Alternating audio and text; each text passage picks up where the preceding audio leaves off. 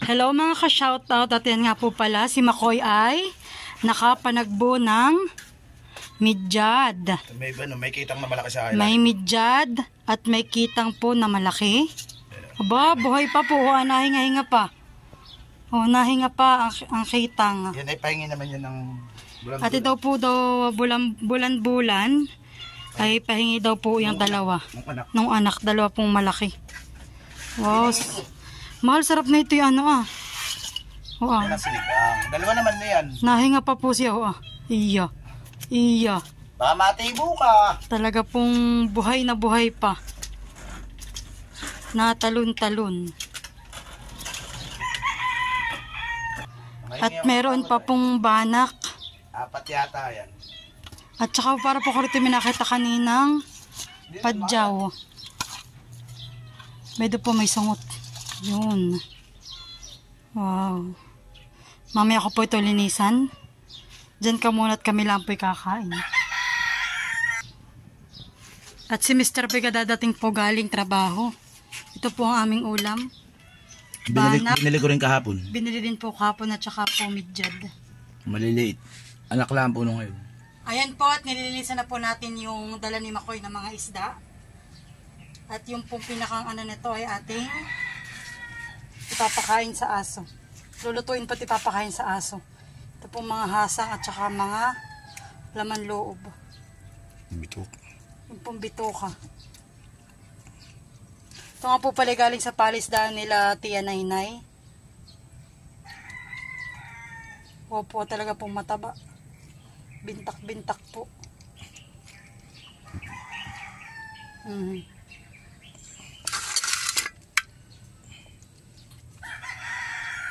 Pawisan na. Sobrang init po, kaya pawisan na. Ayan po, tayo po ay magluluto ngayon ng ginisang patola with pritong midyad. Magbabalat na po ako ng patola. Salamat nga po pala kay Kuya Pipay at pinahingi niya po si Makoy ng patola. Amin lang po ito igigisa at ulam namin ng panghapunan. Ulam po namin nila nanay. Iyon. Hindi pa kaya ito matanda? Mura pa daw. Mura pa daw. Check nga natin kung mura pa. Very good. Pwede pa. Yeah, mas mura. Mas mura. Medyo mabata-bata pa ito. Yan nga po palang midyad. Ay yan po yung ano ni Makoy kahapon. Natagbo. Kinalula na inay. Bali amin po pang sasahog. Salamat nga po pala sa mga nanood sa aking sa aming YouTube channel ni Makoy. Dahil kami po ay naka 4,000 watch hour na. And then doon na lang po sa kailangan naming ma-reach yung 1,000 subscriber. Bala ko po yung pagtingin ko po kanina umaga ko po may 652 na. So bali 348 na lang po. Sa lahat po ng mga manonood, baka naman, pa-subscribe po. Ayan. At hiwa-hiwain na po natin. Bali po, 3 na po aming lulutuin.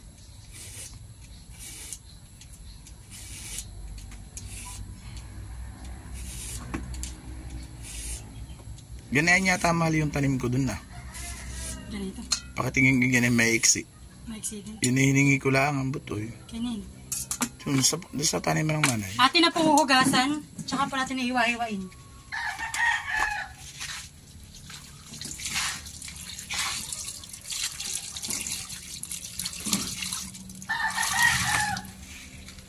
Nakapaghiwa na po pala ako dito ng ricado, sibuyas at bawang.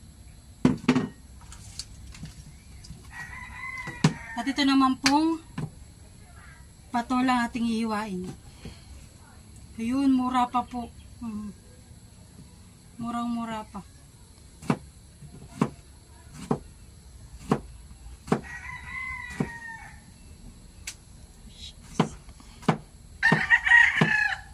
Kamay yan, mga kamay.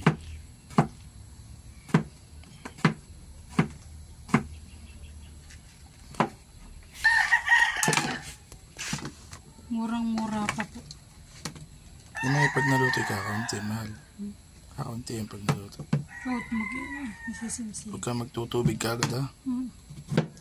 Magsisimula na po tayong magprito ng ating midyad. Maglagay na po tayo ng mantika. At hihintayin po nating uminit. At dahil mainit na po ang ating mantika at nagaling po yun ang ating kawali, akin po muna pinahinaan at isasaklang na po natin ang ating midyad. Ayan o, laki. Kasing lapad po ng aking kamay. Mas malapad pa. Mas malapad pa baga. Ganun. Ayan, saklang na po natin.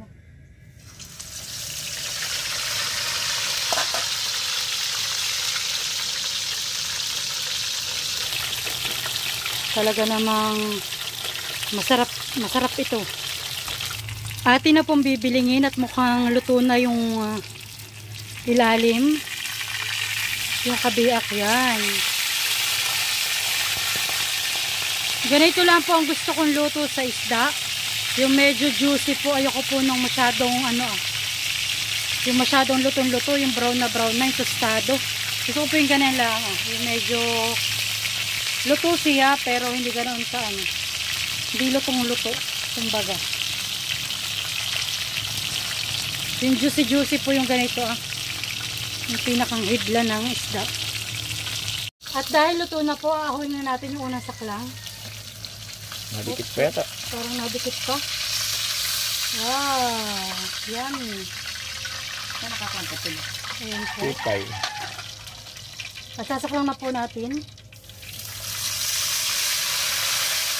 Habang ako po'y nagpiprito, ay ako po'y magigisa na para pagkatapos kita kain na kami.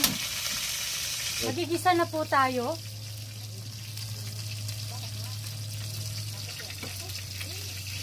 Lalagyan na po natin ng bawang.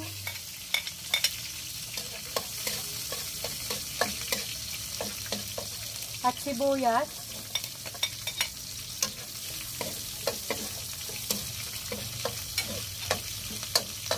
Hihintayin lang po natin mag-brown yung bawang. At ilalagay na po natin ang ating patula.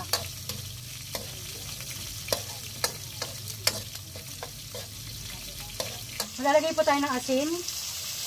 At isasabay na po natin ang ating patula. Ulam lang yan ng tatlo ha. Ito po yung ulam lang ng tatlo.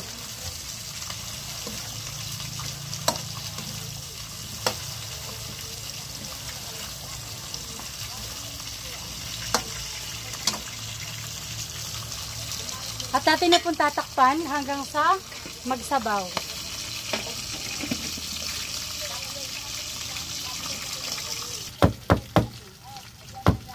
At tayo po nagpipit-pit ng kaunting paminta. At lalagay po natin sa ating ginisa. Ayan po at nagkakasabaw-sabaw na. Sariling sabaw ng ating patula. Yung katas po ng patula. Ayan.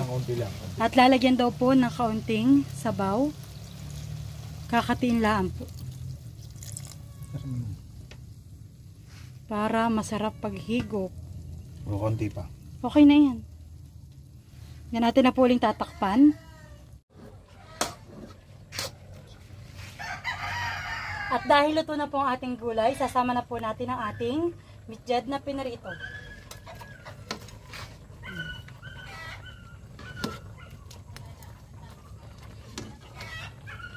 Taste test na. At para maaho na.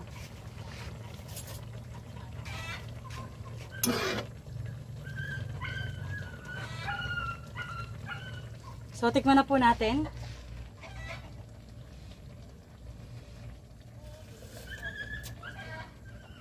Sarap, manamis-namis po ang patula. The best. Thank you Kuya Pipay uli. At kami po'y kakain na. Patayin ko na po ang ating gasol. At ahunin na natin ang ating ginisang patula na may midyad.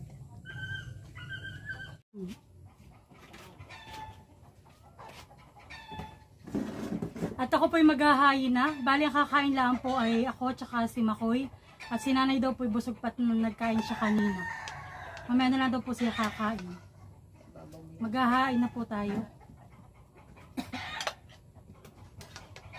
Okay lang. Hindi kami ako. Kain po tayo.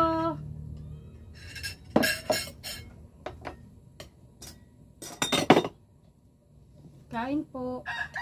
Mayroong tubig na. Hindi rin ang salida ng tubig. Kain po tayo.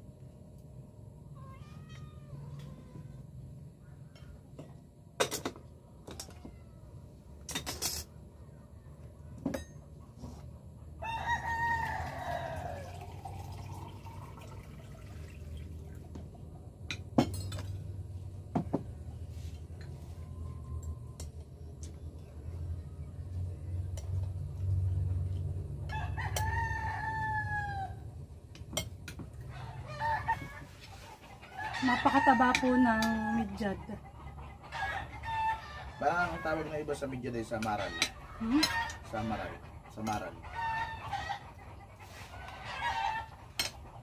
Tawag saan? Buyan. Madami. Lugar. Kaya ba lugar?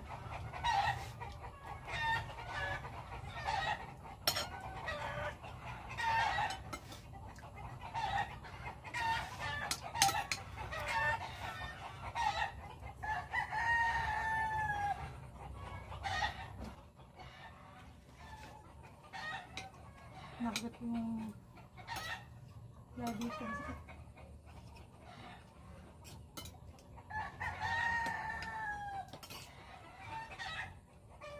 Ang gulay na eh.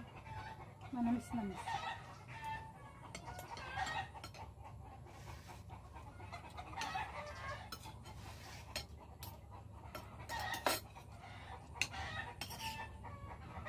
Tuloy mo na mahal yung ulo akin.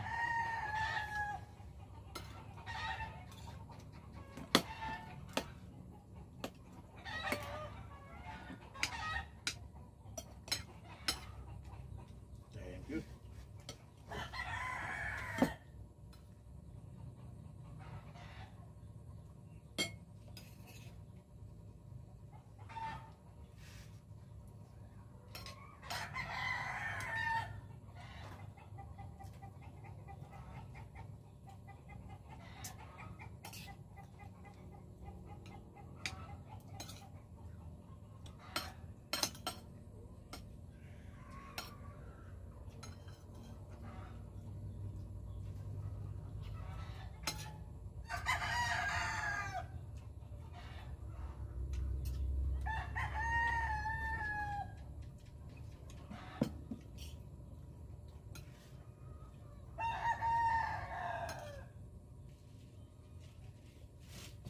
So ayan guys, natapos na po kami maghapunan. Maraming salamat po sa lahat po ng sumusuporta sa aming YouTube channel ng aking asawa na si Makoy. Huwag po sana kayo magsawang manood. At please lang po sa mga manonood pa po at mga hindi pa nagsusubscribe, pa-subscribe po dahil konting-konti na lang at mamamonetize na po kami. Yan po at maraming salamat po. Ingat po tayo lahat. God bless po. Salamat po. Bye-bye!